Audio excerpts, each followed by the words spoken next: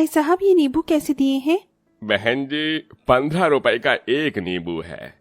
क्या 15 रुपए का एक नींबू? भाई साहब नींबू ही बेच रहे हो ना, या सोना चांदी जो एक नींबू इतना महंगा है? बहन जी इस गर्मी के मौसम में ये नींबू सोने चांदी से कम नहीं होता। उस नींबू वाले की बात सुन पांचों बहुएं कुछ नहीं कहती और 15 रुपए देकर एक ही नींबू लेकर आती हैं और उससे सबके लिए नींबू पानी बना देती हैं। इस नींबू पानी में तो बिल्कुल स्वाद ही नहीं आ रहा है। आएगा भी कैसे? एक नींबू से 11 लोगों के लिए नींबू पानी बनाया है। आजकल मार्केट में नींबू बेचने वालों की अच्छी कमाई हो रही है। काश हम लोग भी नींबू बेच पाते। वैसे ये आरती तुम्हारा ये आइडिया बुरा नहीं है, हम लोग नींबू बेच सकते हैं। लेकिन कैसे? हमारे पास तो एक से दूसरे नींबू खरीदने के लिए पैसे ही नहीं है और तुम नींबू बेचने की बात कर रही हो। जिस नींबू से हमने ये नींबू पानी बनाया है उसके बीज अभी रखे हुए हैं, तो क्यों ना हम उसके बीज अपने घर आंगन में बो दें। कुछ ही हफ्तों में हमारे घर आंगन में भी नींबू का पौधा उग जाएगा, फिर हम लोग भी आसानी से नींबू बेच सकते हैं। कनिका की बात सुन सभी लोग बहुत खुश होते हैं, जिसके बाद पांचों बहुएं उस नींबू के बीज को ले जाती हैं और उस घर के आंगन में बो देती हैं और हर रोज पानी देने लगती हैं। अरे सुनती हो, जरा एक गिलास पानी लेकर आना। ये लीजिए पानी। ये कैसा पानी है? ये पानी क्या तुम गर्म करके लेकर आई हो? जी नहीं, ये मटके का ही पानी है जो गर्मी की वजह से इतना गर्म हो चुका है। कितनी बार कहा था कि एक फ्रिज ले आओ, लेकिन आज तक आप लोगों से एक फ्रिज नहीं लाया गया। अगर फ्रिज होता तो हमें रोज यूं गर्म पानी न पीना पड़ता। हम किसी कलेक्टर के ऑफिस में काम नहीं करते, बल्कि मजदूरी और सड़कों पर झाड़ू लगाते हैं। कहाँ से लेकर आएंगे इतना महंगा फ्रिज? नमन की बात सुन सभी लोग चुप हो जाते हैं कि तभी आज जमनापुर वाली मौसी की चिट्ठी आई थी। वो कह रही थी कि वो अगले हफ्ते हमारे घर आएंगी। नहीं नहीं, तेरी मौसी की चिट्ठी लिखकर मना कर दे कि हम लोग बाहर जा रहे हैं। लेकिन क्यों माँ जी, आप मौसी जी को घर आने से क्यों रोक रही हो? जरा हमारे घर के हालात तो देखो। ऐसी हालत में मैं कैसे उसे घर बुला लूं? हमारा घर देखा है, अगर किसी ने जोर से खांस दिया तो कहीं इसकी छत ही न टूट जाए। ऊपर से इसकी दीवार तो देखो, लगता है जोर से धक्का मारते ही दीवारें भी टूट जाएंगी। ना तो ढंग का घर है और ना ही एक कूलर। भला इतनी गर्मी में वो यहाँ कैसे रहेगी? मेहमानों को बुलाकर हमें अपने घर की बेइज्जती थोड़ी ना करवानी है। कलावती की बात सुन सभी लोग उदास हो जाते हैं। अपनी गरीबी के चलते वो किसी मेहमान को भी अपने घर नहीं बुला सकते थे। ऐसे ही समय गुजरने लगता है और अब पांचों बहू ने जो नींबू का बीज बोया था उसमें से नींबू का पौधा उगाया था, जिसके अंदर अब नींबू भी आ गए थे। ये नींबू तो काफी अच्छे हैं, लेकिन ये तो बहुत कम है। इन्हें बेचकर हम लोग क्या ही पैसे कमाएंगे? एक काम करते हैं ना, जिस तरह हमने एक नींबू का बीज बोया था वैसे ही कुछ और नींबू के पौधे बो देते हैं, फिर तो हमारे पास ढेर सारे नींबू होंगे। अब पांचों बहुएं अपने आंगन में 4 से 5 नींबू के बीज और बो देती हैं और कुछ ही हफ्तों में उन्हें अच्छे और ताजे नींबू मिलने शुरू हो जाते हैं, जिन्हें बेचकर वो थोड़े बहुत पैसे कमा लेती हैं। 30 रुपए के नींबू देना। ये लीजिए।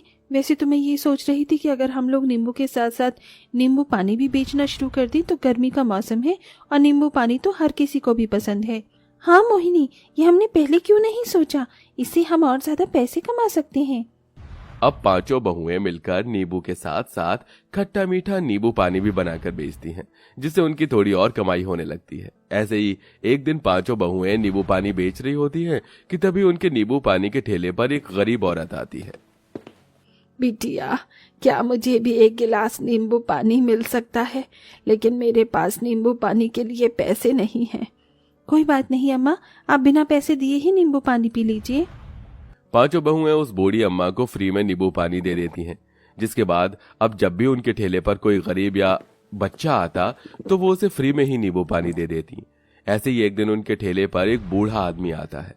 अरे प्यास के मारे गला सूखा जा रहा है, धूप में चक्कर आ रहे हैं, क्या एक गिलास नींबू पानी मिल सकता है? लेकिन मेरे पास पैसे नहीं हैं। कोई बात नहीं बाबा, आप नींबू पानी पी लीजिए। साक्षी उस बूढ़े बाबा से बिना पैसे लिए ही उसे नींबू पानी पिला देती है, जिसके बाद वो बूढ़ा बाबा वहां से चला जाता है। लेकिन अब अक्सर वो बूढ़ा बाबा पांचों बहू के नींबू पानी के ठेले पर आता है और रोज उनसे नींबू पानी लेकर पीता है, जिसे देख मोहिनी, इस बूढ़े बाबा ने तो हद ही कर दी, रोज फ्री में आकर नींबू पानी पी रहे हैं। मोहिनी ऐसा नहीं कहती, दूसरों की मदद करना ही हमारा सबसे बड़ा धर्म होता है, समझी? एकता इतना बोल ही रही होती है कि तभी उनके ठेले पर फिर से वो बूढ़े बाबा आते हैं, जिसे देख एकता उसे नींबू पानी देती है। मैं इतने दिनों से मुफ्त में नींबू पानी पी रहा हूँ, इसलिए आज मैं तुम्हें ये नींबू देना चाहता हूँ। इसके बीज को तुम अपने आंगन में बो देना। आपके पास नींबू है तो आप खुद भी तो इसका नींबू पानी बनाकर पी सकते हैं, हमसे क्यों मुफ्त में लेते हैं? वही चुप रहो। लाई बाबा, मैं इसे अपने आंगन में बो देती हूँ।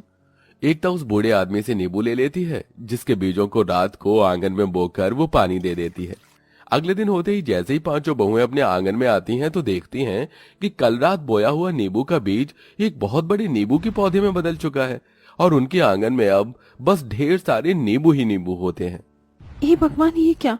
हमने कल रात को ही तो पौधे बोए था और आज सुबह इसमें इतने सारे नींबू आ गए।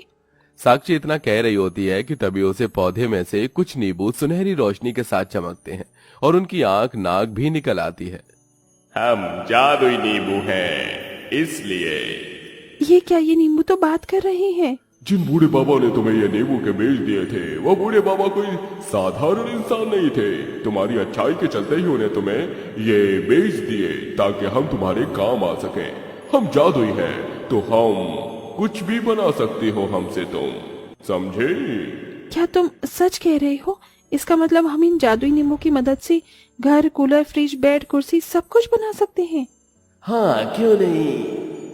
उन जादुई नींबू की बात सुन पांचों बहुएं अब बहुत ज्यादा खुश होती हैं और जिसके बाद अब जादुई नींबू की मदद से वो सबसे पहले अपने घर की मरम्मत करके उस टूटे फूटे घर को नींबू के घर में बदल देती हैं। जिसके बाद अब वो नींबू से फ्रिज बनाती हैं और साथ ही साथ कूलर और इसी के साथ घर में इस्तेमाल होने वाले काफी सारे सामान भी बनाती हैं। नींबू से बना होने के बाद भी वो घर इन पत्थर जैसा मजबूत था। वहीं नींबू से बने हुए फ्रिज और कूलर बिल्कुल असली फ्रिज कूलर की तरह ही काम कर रहे थे। मुझे तो यकीन ही नहीं हो रहा है कि मैं नींबू से बने हुए घर में रह रही हूँ, नींबू से बने हुए कूलर की ठंडी ठंडी हवा खा रही हूँ और नींबू से बने हुए फ्रिज का ठंडा पानी पी रही हूँ। ये सब तुम्हारी वजह से ही हो पाया है। अगर तुम लोग नींबू के बीज न बोती तो कभी ऐसा नहीं होता। अब सारा परिवार नींबू से बने घर में आराम से रहने लगता है। वहीं पांचों बहुएं भी अब नींबू पानी के साथ साथ नींबू का अचार और नींबू से बनी हुई 3-4 तरह की चीज बनाकर बेचती हैं। ऐसे ही एक रोज पांचों बहुएं अपने ठेले पर इस सारा सामान बेच रही होती हैं कि तभी क्या हुआ मोहिनी? अरे इस गर्मी में इन सीढ़ियों की वजह से मेरे हाथ पैर छिल गए। देखो कैसे गर्दन के पास भी खमौरियां हो गई हैं। मेरी भी कुछ ऐसी ही हालत है।